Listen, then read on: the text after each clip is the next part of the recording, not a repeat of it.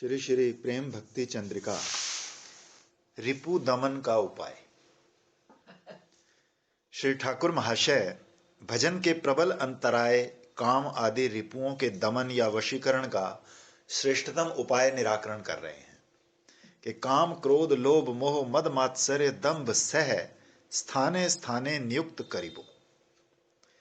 श्री कृष्ण भजन विरोधी रिपुओं को वशीभूत करने का श्रेष्ठतम उपाय है कि श्री कृष्ण संबंधी एक एक विषय में एक एक रिपु को नियुक्त कर दो। ज्ञानी योगी साधक तो काम आदि रिपुओं का विनाश किए बिना सिद्धि कभी प्राप्त नहीं करते। वे कठोर साधनों से इन रिपुओं का विनाश करने की चेष्टा करते हैं और कठोरता से इंद्रिय दमन का प्रयास करते हैं, किंतु इंद्रियों के द्वारों पर जो इंद्रिय अधिष्ठाता देवगण अवस्थान करते हैं वो हैं भोग प्रिय। उन्हें कठोर त्याग या इंद्रिय निग्रह कतई पसंद नहीं। इसलिए वो जब विषय का प्रबल तूफान आते देखते हैं तो जोर करके इंद्रिय द्वार खोल देते हैं। वो प्रबल अंधड़ ज्ञानी के हृदय में प्रवेश कर उनके हृदय में स्थित ज्ञान दीप को बुझा देता है। तब पुनः संसार दशा भोगने के अतिरिक्त ज्ञानी साधक के पास और कोई उपाय नहीं रहता। हरि माया अति प्रबल है। श्री हरि चरणों में शरणागति या उनकी करुणा को छोड़ अपनी चेष्टा से कोई भी उस माया को पार करने में समर्थ नहीं होता। भगवान ने अर्जुन से कहा है कि मेरी जीव मोहिनी ये त्रिगुणात्मिका माया अतिशय दुरतिक्रमणीय है। जो मेरे शरणापन होते हैं वही इस माया सागर को उत्तीर्ण करने में सक्षम होते हैं। भगवान के चरणों में शरणागत भक्तगण अति सुचतुर होते हैं। वो जानते हैं कि जो रस प्रिय है वो रस चाहेगा ही। जो इंद्रियां कुत्सित रस प्रिय या विषय रसनिष्ठ हैं उन्हें किसी उत्कृष्टतर रस का आस्वादन प्राप्त ना हो तो वो उस घृण्य विषय रस का नशा त्यागने में कभी समर्थ नहीं होंगी। तभी ये भक्तगण अति रुचिर प्रतिक्षण नवनवायमान और चित्त मन का परम आनंददायक भगवत माधुर्य रस मन और इंद्रियों के निकट पहुंचा देते हैं। तब तो मन उसका रस आना चाहिए ना। जिसको उसके भजन में रस आना शुरू हो जाए। हमारे गुरु जी कहते थे ध्यान में भी, बोले जिसको ध्यान में आनंद आना शुरू हो जाए समझ लो उसकी गाड़ी चल पड़ी। क्योंकि जब तक आनंद नहीं आए तब तक इंद्रियां प्रबल होके फिर वही जोर मारेंगे। तब मन और इंद्रियां घृण्य या विभत्स विषय रस स्पृहा सदा सदा के लिए त्याग कर उस भगवत माधुर्य रस सिंधु में डूबकर सदा के लिए धन्य हो जाती है। रस की प्राप्ति हो पहले तक। यही कारण है कि श्री हरि चरणों में शरणागत भक्तगण काम क्रोध आदि रिपुओं की गति को इस प्रकार अति सुकौशल के साथ भगवत उन्मुखी किए रहते हैं कि ये रिपु अपनी स्वाभाविक शत्रुता त्याग कर अचिंत्य शक्तिशाली भक्ति देवी की करुणा से चिन्मय बन जाते हैं। ठीक उसी तरह जैसे स्पर्श मणि के स्पर्श से मलिन लोहा स्वर्णत्व पा लेता है और तब चिन्मयत्व पाए ये रिपु काम क्रोध आदि भक्तों के भजन पथ के महासहायक या परम मित्र बन जाते हैं। यदि कोई शत्रु किसी पात्र के गुण से, काल के गुण से या स्थान के गुण से वैर त्याग कर महाबांधव की तरह कार्य करता है तो कौन बुद्धिमान व्यक्ति उस शत्रु के विनाश की इच्छा करता है। भगवत पाद पद्मों में शरणागत भक्त के गुण से अथवा उसके हृदय में स्थित भक्ति के गुण से इन महारिपुओं के स्वभाव भी बदल जाते हैं। अर्थात जिसके प्रति श्री हरि प्रसन्न होते हैं उसका शत्रु भी मित्र हो जाता है, उसे विष अमृत की तरह अमरत्व प्रदान करता है और अधर्म भी उसके निकट धर्म हो जाता है। उसके प्रति सब कुछ विपरीत होकर उसकी सेवा किया करते हैं। तभी श्री ठाकुर महाशय कहते हैं कि हम लोग श्री हरि के श्री चरणाश्रित भक्त हैं। हम क्रोध लोभ मोह मद मात्सर्य दंभ आदि को ज्ञानी योगियों की तरह विनष्ट करने की चेष्टा न कर गोविंद सेवा के यथा योग्य स्थानों पर नियोजित करेंगे। अर्थात श्री हरि भजन में जहां जिसकी उपयोगिता है वहां वहां उसे नियुक्त करेंगे। इस प्रकार इन्हें भजन के यथा स्थानों में नियुक्त कर सकें तभी इनका यथार्थ पराभव होगा। महत्व उदार भाव द्वारा ही दुष्ट शत्रु की यथायथ पराजय हुआ करती है। पुरा काल में किसी एक महाशक्तिशाली दुष्ट राजा ने अपने पास के अपेक्षाकृत छोटे राज्य के एक प्रजा अनुरंजक शिष्ट राजा की गुणावली सुनी तो उसने मात्सर्यवश उसे पराजित कर उसके राज्य पर अधिकार कर लिया। इस पर प्रजा उस दुष्ट राजा के प्रति अधिकतर क्षुब्ध होकर शिष्ट नरपति का और भी गुण कीर्तन करने लगी। फलस्वरूप वो दुष्ट नृपति मात्सर्य की ज्वाला से इतना अस्थिर हो उठा और उसने घोषणा की कि जो व्यक्ति उस भगोड़े राजा का मस्तक छिन्न कर लाएगा उसे 1,00,000 मुद्राएं पुरस्कार दिया जाएगा। तो ये घोषणा सुनकर वो नरपति जंगल में प्रवेश कर दाढ़ी मूछ जटा धारण कर प्राण रक्षार्थ तपस्वी के वेश में आत्मगोपन होकर रहने लगा। एक बार एक ब्राह्मण कन्यादायग्रस्त होकर उसी भले राजा को खोजता हुआ उस वन में जा पहुंचा। दैव योग से उसी तपस्वी वेशधारी राजा से उस राजा की बात पूछ बैठा। छद्मवेशी राजा बोला, हे विप्र, आप अर्थ की आशा में उस हतभाग्य नरपति को खोज रहे हैं। वो तो आज राज्य त्यागी भिक्षुक है, वो आपको धन कैसे देगा? तो विप्र ने कहा कि हे महात्मन, यदि आप उनके विषय में जानते हो तो दया करके मुझे बताइए। मेरा दृढ़ विश्वास है वो किसी भी अवस्था में हो, उन जैसे महावदान्य व्यक्ति के साक्षात्कार होने से मेरा अभाव निश्चय ही दूर हो जाएगा।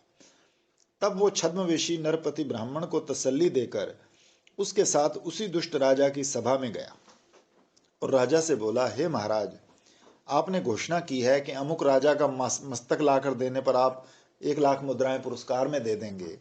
तो मैं ही वो राजा हूं, आप मेरा मस्तक छिन्न कीजिए और वो 1,00,000 मुद्राएं इस दरिद्र ब्राह्मण को दे दीजिए। ये कन्यादायग्रस्त है। तो उस भले राजा की अद्भुत शिष्टता और लोकातीत उदारता देखकर वो दुष्ट राजा हतवाक हो गया। उसके हृदय का आमूल परिवर्तन हो गया।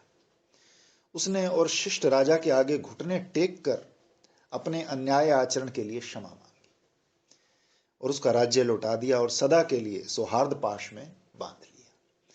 इसी को दुष्टता का यथार्थ पराभव कहा गया है। इसी प्रकार काम आदि रिपु साधक के प्राण घातक शत्रुओं की तरह कार्य किया करते हैं। यदि साधक उन्हें श्री कृष्ण भजन में लगा दे और उन्हें श्री कृष्ण मधुर अमृत आस्वादन कराने का सौभाग्य प्रदान करे तो वो साधक की अद्भुत शिष्टता और अलौकिक वदान्यता देख अवाक विस्मय से स्तंभित हो जाते हैं और साधक के प्रति शत्रुता त्याग कर उसके महाबांधव की तरह कार्य करने लग जाते हैं। तभी श्री ठाकुर महाशय कहते हैं, इन काम आदि रिपुओं को श्री कृष्ण भजन में यथास्थान नियुक्त करूंगा और आनंद करी हृदय रिपु करी पराजय अनायासे गोविंद भजिबो। शत्रु पराजय स्वीकार कर महाबांधवों की तरह कार्य करेंगे तो चित्त में आनंद का उद्रेक होगा और श्री कृष्ण भजन की सुसिद्धि होगी। अर्थात जैसे विषयी व्यक्ति के विषय कार्य अनायास संपन्न होते हैं, वैसे ही तब कृष्ण भजन स्वाभाविक होगा और अनायास ही महाराज जी कहा करते थे ना कि काम क्रोध लोभ मोह सब हम भगवान के भजन में ला सकते हैं। कामना करनी है तो भजन की करें, और लोभ करना है तो भजन का करें और सेवा का करें, मोह करना है तो ठाकुर जी से करें, और क्रोध करना है तो जो ठाकुर जी के द्वेषी हैं उनसे क्रोध करो। तो जब काम क्रोध लोभ मोह इन सबको लगा दोगे तो फिर ये तुम्हारा कुछ बिगाड़ नहीं सकेंगे। पर वो ये कहते थे कि मात्सर्य का इलाज जो है वो जरा कठिन है। ईर्ष्या, ये कहते थे ईर्ष्या वैसे करनी हो तो ये कर सकते हैं कि फलाना इतना भजन करता है हम क्यों ना करें, ऐसी ईर्ष्या। पर कहते कि ईर्ष्या को लगाना जरा कठिन है, इसका इलाज का कम है। अहम का और ईर्ष्या का इलाज जरा कठिन है, क्योंकि ये सब करते हुए फिर अहम आ जाते हैं ना, हम भजनानंदी, उसको मारना बड़ा कठिन है। काम आदि की कृष्ण सेवा।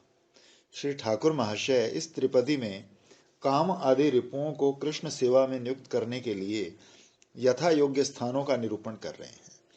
पहले कहते हैं कि कृष्ण सेवा काम अर्पणे, श्री कृष्ण सेवा में काम को नियुक्त करूंगा। आत्मेंद्रिय प्रीति इच्छा तारे बलि काम, कामेर तात्पर्य निज संभोग केवल चैतन्य चरितम। इन वाक्यों से पता चलता है कि काम या कामना की गति अपने सुख की ओर है। यदि इसे श्री कृष्ण सुखार्थ नियुक्त कर दिया जाए तो ये काम ही प्रेम में परिणत होकर परम पुरुषार्थ के रूप में गिना जा सकता है। बजाय संसार से सुख लेने के ठाकुर जी को सुख देना शुरू कर दो और ठाकुर जी का अधिष्ठान सब में समझ के सबको सुख दो तो काम बन गए।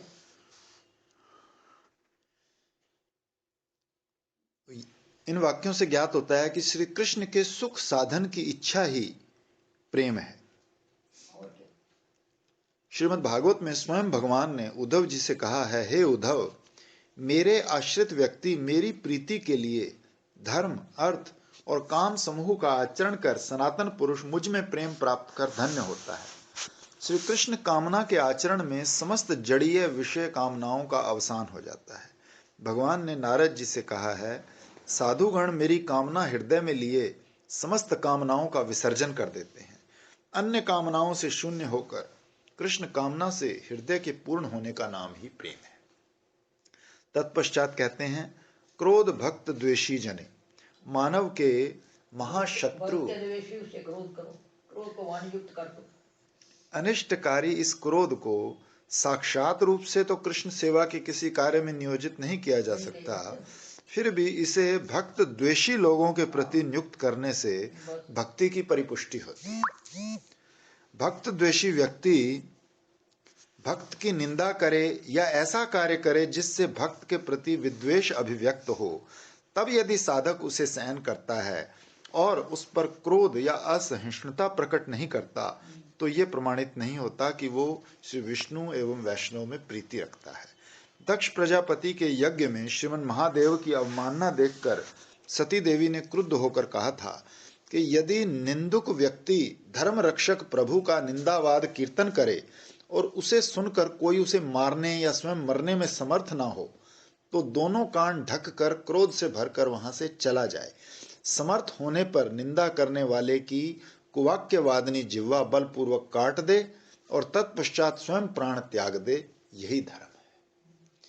वैष्णवों के लिए भजन उपयोगी देह त्यागना अनुचित होने के कारण उनका कर्ण द्वय आच्छादन कर श्री विष्णु का स्मरण करते हुए वो स्थान त्याग देना ही विहित है। इससे समझ में आया कि सामान्य जनों का सर्वनाश करने वाला क्रोध या असहनशीलता जब भक्त द्वेषी के प्रति नियोजित होता है तो वो वैष्णवों के भजन की परिपुष्टि करता है। फिर लोभ साधु संगे हरि कथा। लोभ करनी तो हरि कथा की करो। लोभ का अर्थ है लालसा। जड़ीय विषयों में लोभ या लालसा जीव का महाअनिष्टकारी अथवा संसार रोग का मूल हेतु है, पर यही साधु संग में हरि कथा सुनने में नियुक्त होकर साधक को अनायास ही प्रेम देकर धन्य कर देता है। और इसका आनुषंगिक फल ये निकलता है कि क्षुधा, पिपासा, भय, मोह आदि भी नष्ट हो जाते हैं। प्रेम दातृत्व यथा महत के श्री मुख से श्री कृष्ण की यशोगाथा सुनने मात्र से श्री कृष्ण में प्रेम भक्ति प्राप्त होती है।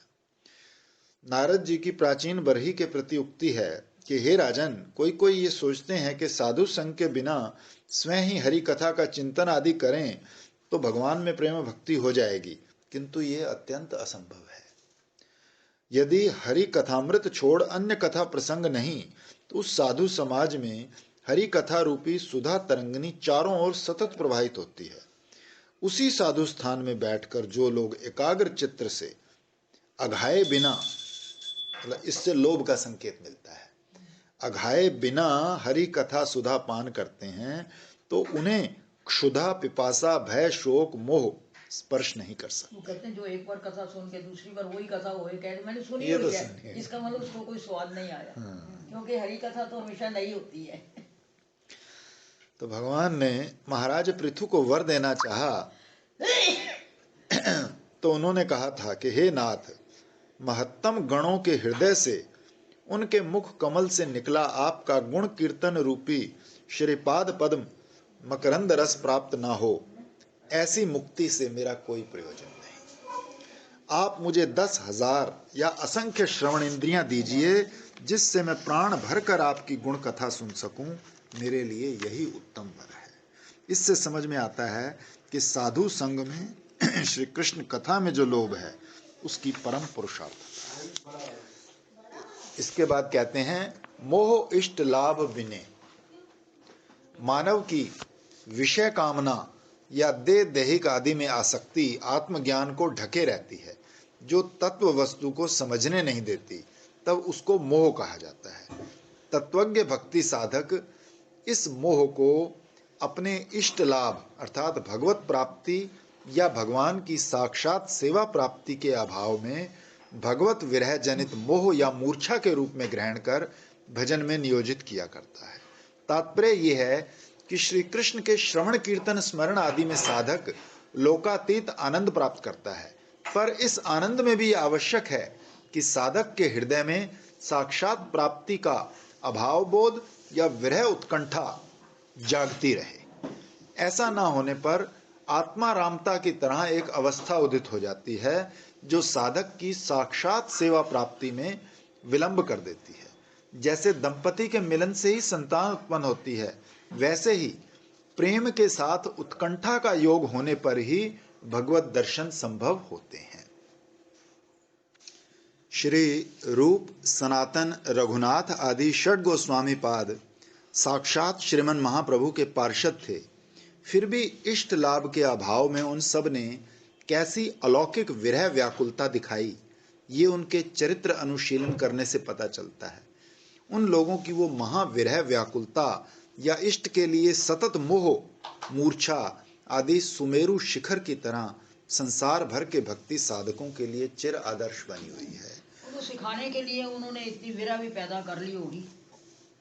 यदि प्रयत्नशील साधक षड रिपुओं में अन्यतम इस मोह को अपने इष्ट विरह की नवी दशा के रूप में ग्रहण कर ले तो वो अविलंब अभिष्ट के दर्शन या सेवा पाकर धन्य हो सकते हैं।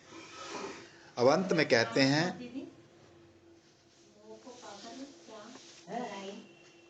जो इन्होंने पढ़ी है ना कि वो नौवीं दशा मोह को पाकर, क्या बताया इसमें? अभी जो लाइन पढ़ी इसका क्या मतलब? उसका मतलब ये है कि जो मोह हमारा संसार की वस्तुओं में लगा हुआ है, अपने बाल बच्चों में लगा हुआ है, अगर उसका अभाव हो जाए तो जैसे उसके लिए विरह उत्पन्न होती है, ऐसी विरह हमारी भगवान के लिए उत्पन्न हो जाए। यही सारी भजन का सार है। क्योंकि जब तक विकलता नहीं आती, जब तक उसका अनुभव भी साक्षात दर्शन तो हम लोगों को क्या होगा, पर थोड़ा बहुत जो भी होता है वो विकलता में ही होता है। कभी साधक के ऐसे आता ही है, 4 दिन रोटी नहीं खाई, पड़े रहे, सब होता ही है जब अनुष्ठान में, तो खास करके क्योंकि कोई चारा नहीं है, कमरे के बाहर जाना नहीं है, किसी से मिलना नहीं है, तो ऐसा होता ही है। तो उसी में फिर थोड़ा बहुत ठाकुर जी जरा कृपा भी कर देते हैं। अब अंत में कहते हैं, मद कृष्ण गुण गाने। अब मद का अर्थ है अभिमान या अहंकार। कृष्ण गुणगान में अहंकार, ये भक्ति के लिए अत्यंत विघातक है। अभिमानी व्यक्ति भगवान से बहुत दूर है। अहंकार निवर्तनाम, आखिर में जाके जब ये अभिमान हो जाता है ना कि हम बड़े भजनानंदी हैं, फिर ही पतन होता है, फिर पतन होता है। वो कहते हैं ना कि पहले साधन, फिर सिद्धि, फिर प्रसिद्धि और फिर पतन। क्योंकि सिद्धि के बाद प्रसिद्धि होएगी, पुराना बड़ा सिद्ध हो गया, उसके दर्शन मात्र से ये हो जाता है, उसके पास जाने से बीमारियां दूर हो जाती हैं, तो भीड़ लग जाती है। जब लाइन लग गई तो फिर पतन। जिनका अहंकार निवृत्त हो गया है, केशव उनके बड़े सन्निकट हैं। अहंकारी व्यक्ति से वो राशि राशि पर्वत व्यवधान की तरह दूर अवस्थित हैं, किंतु बुद्धिमान भक्ति साधक इस अभिमान या मद को विनष्ट न कर मत्तता के रूप में श्री कृष्ण गुणगान में लगा देते हैं। कहते हैं जब तक अपने में कोई भी विशेषता नजर आती है कि हम निरंकार हो गए हैं, हम दीन हो गए हैं, हमें कुछ नहीं चाहिए, जब तक अपने आप में ऐसी कोई विशेषता नजर आती है, तब तक समझ लो कि अहंकार कायम है। भक्त श्री कृष्ण गुणगान में प्रमत्त होकर शीघ्र ही प्रेम सिद्धि प्राप्त कर धन्य हो जाता है।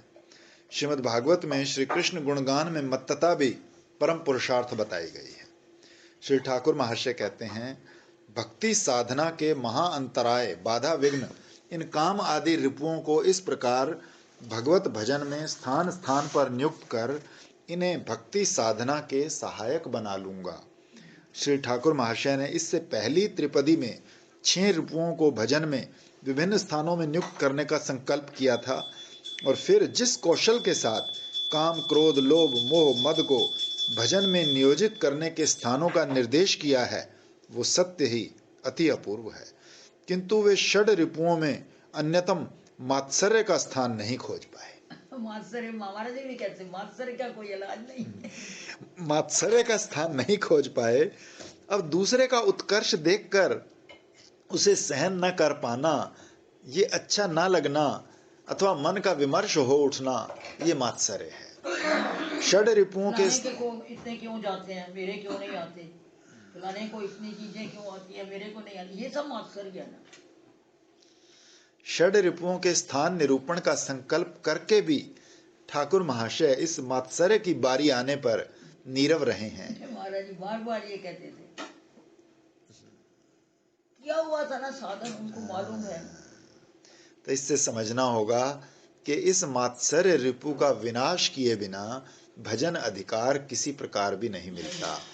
निर्मत्सर मात्सर्य युक्त सत व्यक्ति ही